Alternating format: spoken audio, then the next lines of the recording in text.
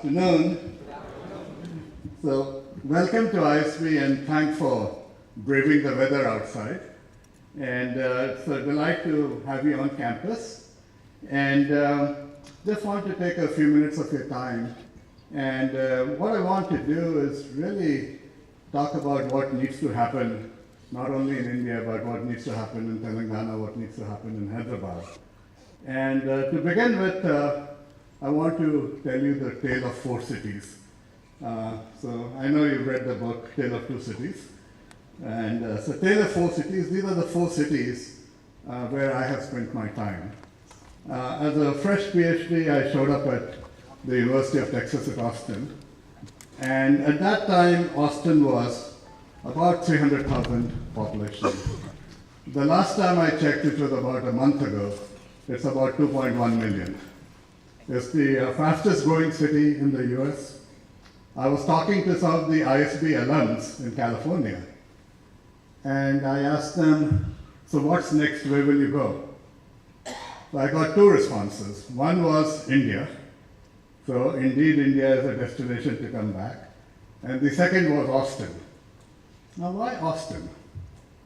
It helps that there are no state taxes. Right? So goes to your pocket. But you know, why did Austin grow? At the time I went there, the University of Texas was the largest university in the United States. There were over 50,000 students. So one was human capital.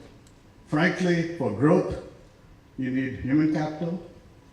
You also need a bit of an entrepreneurial spirit. You need an environment where entrepreneurship is respected. And you need opportunity. And you know, these are some of the ingredients. Now, after spending about 25 years in Austin, I moved to Atlanta. Now, what's unique about Atlanta? After I moved there, I found out they had 22 universities. And Atlanta is in the south, in the southern part. You know, if you take Dallas-Fort Worth, Atlanta, Phoenix, it's one of the fastest growing metropolitan areas. Once again, I will maintain that human capital had something to do with it. And also, it was a bit of a land of opportunity because of all the growth in the region. From Atlanta, I got recruited to move to Singapore. I went there for 2 years, but I stayed there for 8. And what was unique about Atlanta, at least in the space that I lived in, is probably one of 2 countries in the world where the state religion is education. The other country is probably Finland. And again, it comes down to opportunity, it comes down to an environment where it was possible to be entrepreneurial.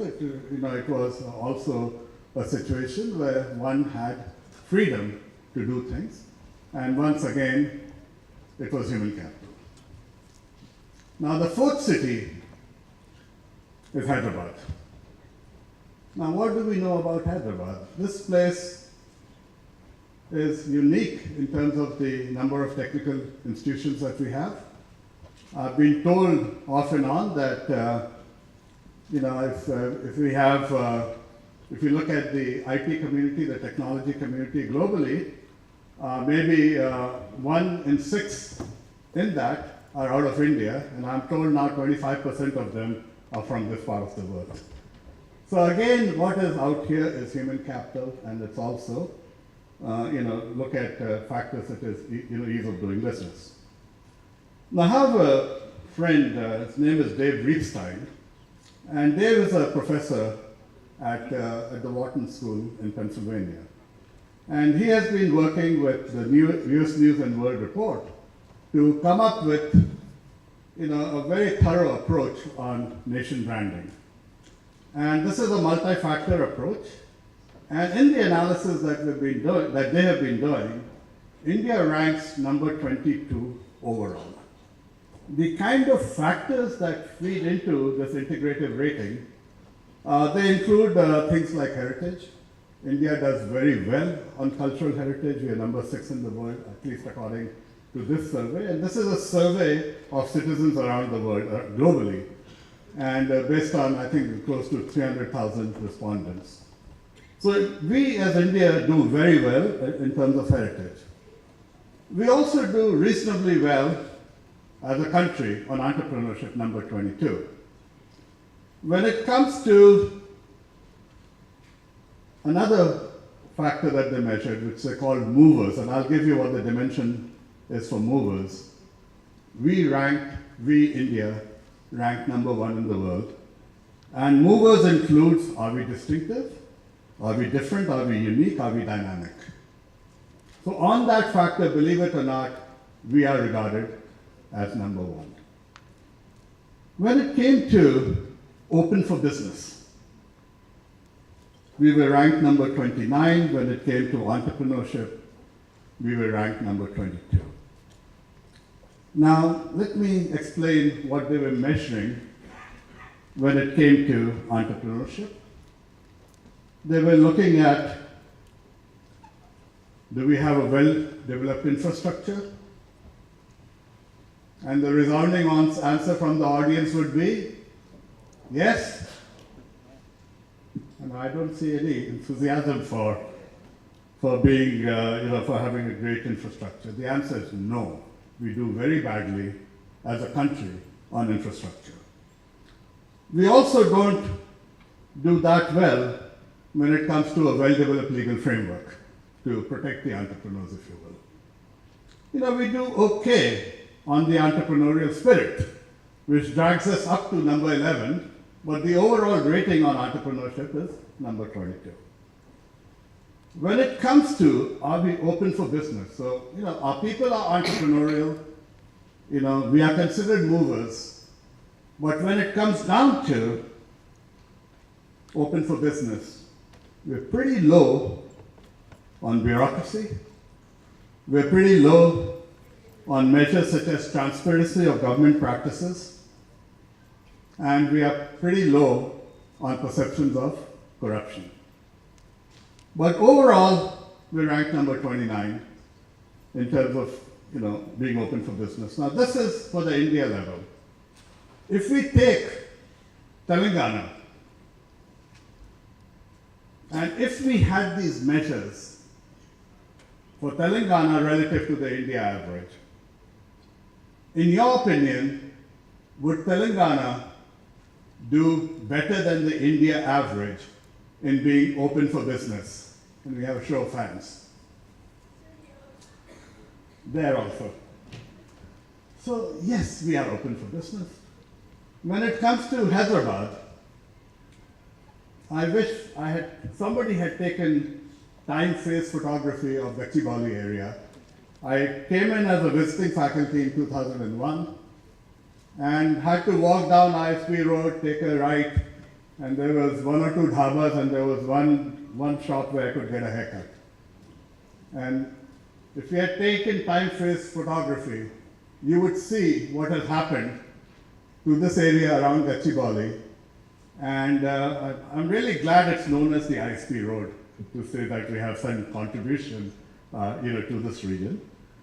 And so I think the prospects of Telangana, the prospects for Hyderabad are much better, if you will. And so this particular event, organized in collaboration with the partners TiE, I think is very, very descriptive of what is possible. And the enthusiasm and so on that we see within Hyderabad, down the road at T-Hub, the opportunities that are available, the industries that are propping up is a true measure of what is feasible. So let me take a couple of minutes talking about ISB itself. And when I'm on the road, I talk about ISB as a growth company. We started with 126 students 15 years ago. And between the multiple programs that we have in the PGP postgraduate program space, the PGP program, PGP Max, which is equivalent to its executive MBA, the MFAB, the Family Business Program, and now we have launched a new program which is called PGP for Working Professionals.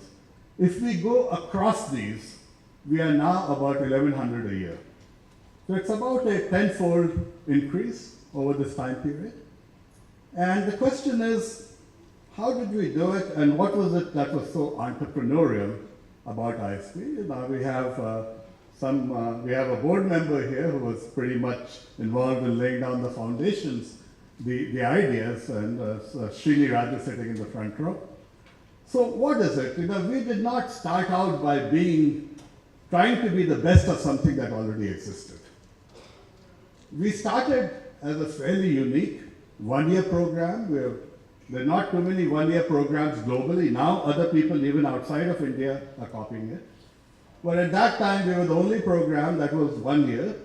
We work our students to the bone for 51 weeks. We take 1 week to clean up, whitewash everything, and we're off and running with the next batch. So putting on a business model hat, do we have a great rate of asset utilization? Right? Yeah, the answer is yes. So that's part of the business model for ISB. What was the other part? It was post-experience. You go to other schools, you do your undergraduate and you go straight away, whether it's in the Faculty of Management in Delhi or it's the Indian Institute of Management around India. So those were 2-year programs, but typically people went to them right after they finished their undergraduate. The difference was, at ISB, we were taking people only after 5-6 years of experience. Now, at that point in time, we were the only program that were doing it. Now, some of the IIMs, particularly Ahmedabad, Bangalore, Calcutta, they started copying that. The other part, if you want to think of it in the context of business and the business model innovation, was this concept of visiting faculty. So one could go to NYU and have exposure to faculty from NYU. You could go to Chicago and have access to Chicago faculty. But you come to ISB, and we started in partnership with Kellogg, Wharton, and London Business School. We have faculty from these schools. We have faculty from ISB. We have faculty from UCLA. We have faculty from NYU. So you get a much broader exposure, if you will. Now, last year, the government started something called GYAN. What does GYAN stand for? Global Indian Academic Network. ISB is the original GYAN. But this is again an example. We were a startup. We did not have the human capital in year 1. So nowadays everybody talks about ecosystems. ISB was practicing ecosystems back when we got started in 2001. So I want you to really think of ISB as a new business model, which has done well, but any business model requires constant innovation. So what have we achieved in the 15 years?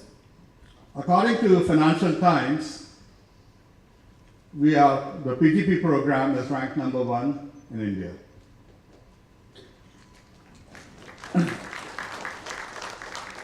According to Financial Times, our finance program is ranked #1 in India.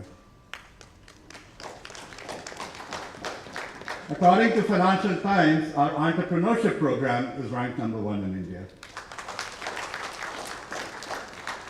And according to Financial Times, we're ranked #1 in management research produced by any university in India. But, there's always a but. Our PGP program is ranked number 27 globally. It's #1 in India, 27 globally. Have a long way to go. Finance ranked number 38 globally, a long way to go. Entrepreneurship number 46 globally, a long way to go. And research number 62 globally, again a long way to go. So this is giving us what needs to be done over a period of time. And the question is, how are we going to achieve it? So one way, I mean, you have to pick and choose how we're going to achieve it. And one area where we're going to hang a hat is entrepreneurship and innovation and entrepreneurship. And within the context of innovation and entrepreneurship, where will our focus be? We're surrounded by technology. We are in management school. 73% of the students coming into ISB are engineers. However, our focus has to be, again, on doing things different, and that is in terms of go-to-market strategies. So our Center for Innovation and Entrepreneurship will work with T-Hub, with IIIT, with NIT, with IIT Hyderabad, with BITS Pilani and Hyderabad. We have to work with the technical institutions and seeing how we can together, create value in that space. And again, our focus will be on things like design thinking, go-to-market strategies, new business models, and so on. So there's one last thing that I wanted to spend a little bit of time on, and that is on the word innovation itself. The one problem that we tend to have is that people confuse innovation with product or technology invention. Now, this is an engineering mentality. I'm an engineer too, so I'll take blame. So we tend to think of it as new technology, product innovation, etc. But the reality is, innovation is simply doing something better. Probably taking care of a pain that exists in the marketplace. Now, in the past, I have cited Henry Ford, that he did not invent the automobile. He developed the assembly line to speed up the process of making automobiles and to reduce the cost of making automobiles. Let me move away from Henry Ford. In my previous stint in Singapore, I had an undergraduate student from India, and he came back to India for his internship. And when you come as an intern, you're sometimes told to bring coffee, sometimes you're told to do this. In his case, he was assigned a problem. The company he was interning for had made a shipment, and the shipment seemed to have vanished. And they kept calling the shipping company to find out what was going on, and there was no tracing that freight. So finally, his boss said, look, why don't you go and talk to the guy? We're going to talk to the shipping agents. So he went there, and he kept going up the ladder in that organization till he finally, met the supervisor in charge. And the supervisor told him, why are you getting so angry? You've just lost a shipment. I've lost my truck and driver. So this kid comes back, he graduates, and as soon as he graduates, he starts a company for tracking shipments. So this is not just a problem in India, it's a global problem. Shipments vanish. And so what this guy did was, he found the problem worth working on. I kind of tease my colleagues, my faculty friends, that we are very well trained to solve problems. Give us a problem, we'll put a framework, we'll draw diagrams, we'll collect data, we'll do all kinds of estimation, and we'll come up with a solution for the problem. But we're not necessarily that adept in finding problems worth solving. This kid was very adept at finding problems worth solving. So one of the things that I keep hearing when I talk to entrepreneurs, particularly the ones who are feeling a little frustrated, is that all the good opportunities have already been taken. In my opinion, you haven't spent enough time in finding problems, the pain points that need attention. And you haven't spent time looking at what could be done. So if I go back to my automobile industry now, it's an old industry, 140 years old.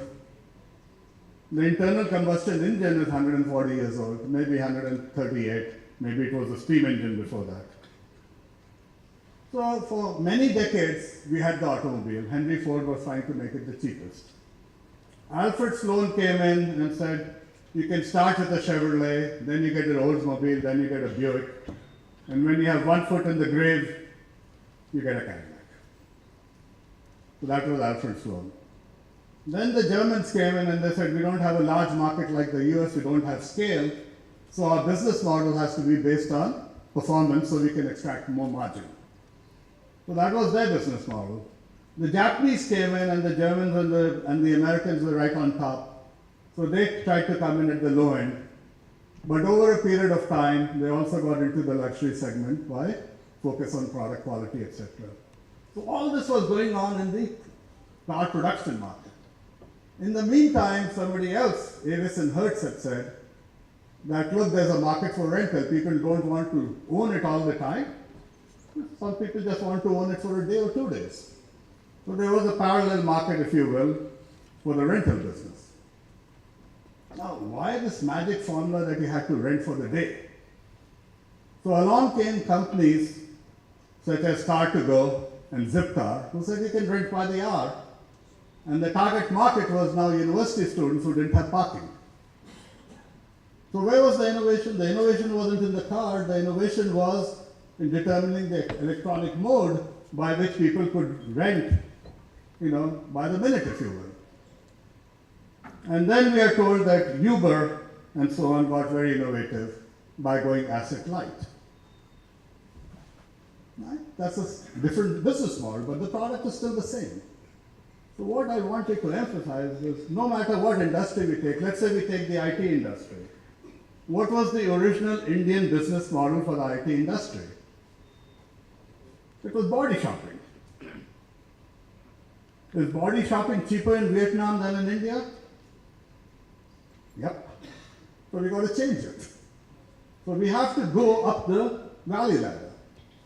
So what I'm trying to say is that innovation is where you find these pain points, and many Indian companies are going to have to change, but there's also a huge opportunity for what we do in India. One of my students from the US was the former head of Texas Instruments in India, in Bangalore. And what I learned from him is that there was a lot of work done in Bangalore at Texas Instruments India, but the patent was taken in the US and the value was created abroad. So one of the things we need to do in India is to capture greater value, whether it is through branding, it's through productizing, and it is in that journey, I hope ISB is going to be able to work with you all, with TiE, with all the partners that we see on the screen, and we look forward to doing that. And once again, welcome to Gachibowli.